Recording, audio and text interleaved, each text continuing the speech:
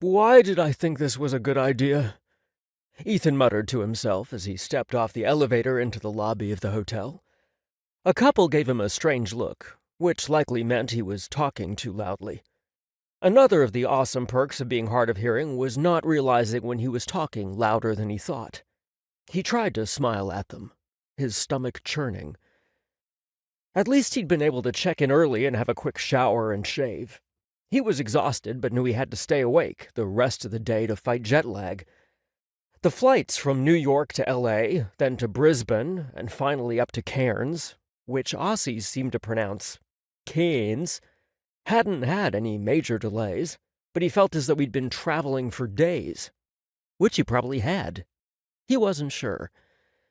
It had been dark for almost all of the flight to Brisbane, an endless night he'd tried to sleep through since the movies didn't have captions. If his phone had enough storage, he could have preloaded a few movies and watched them with the sound going right to his hearing aids via Bluetooth. But he only had less than a gig left. In the end, he dozed fitfully.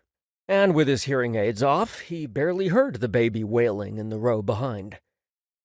They'd hit a few spots of turbulence, and Ethan had read the emergency card repeatedly and reminded himself that the closest emergency exit was 6 rows behind him. He counted the seatbacks when he boarded, knowing that if the cabin was dark or filled with smoke, he'd theoretically be able to grope for the seats and count his way to the exit. Theoretically.